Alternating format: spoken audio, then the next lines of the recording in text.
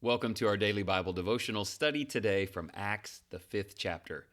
Ananias and Sapphira sell property but deceive the apostles about giving the full proceeds. Peter confronts them, and both are struck dead by God, instilling fear throughout the church. Meanwhile, the apostles continue to preach about Jesus and heal many who are sick. Motivated by jealousy, the high priest and the Jewish council arrest the apostles. However, God sends an angel to release them, and they return to the temple to resume their teaching. They are brought before the council again, but boldly proclaim that they must obey God and teach about Jesus as the risen Savior and King. Gamaliel, a Pharisee, warns that opposing these men could mean standing against God.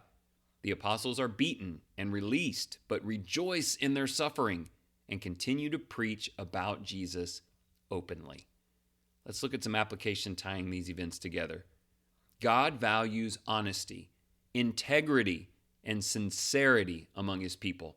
The deaths of Ananias and Sapphira remind us that we cannot hide anything from God, and when we commit to him, he expects faithfulness. It may be that these two sought recognition, like Barnabas received, but lacked the genuine faith to carry out the act of charity. In contrast, the apostles demonstrate self-sacrifice and unwavering commitment to the Savior. They were willing to bear the cost and even rejoiced in the opportunity to suffer as Christ did. God protected them and used their faith to encourage and help others. The opposition faltered in the face of their dedication to Christ.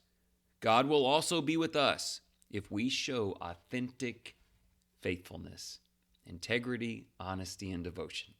Let's look at a few questions. Why did Ananias and Sapphira lie about the money they gave? How do you keep from greed getting in the way of faithfulness?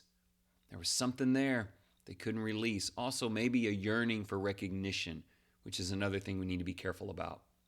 Question 2, even the shadow of Peter healed people as he walked by.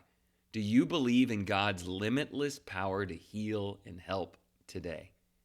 Sometimes we need a reminder that even though God works in different ways today, he is still a God of that same incredible power. That's who we pray to. Third and final question, where do you encounter opposition to your faith and stand for Jesus Christ? What is the right way to handle difficult circumstances? We talked about this yesterday a little bit. Where are areas where the people in the room don't want your faith to come through, and what's the right way to handle that? Well, prayer has to be a part of it, yearning for God's assistance. So let's finish there today. Faithful God, we know that you expect honesty and integrity from your children.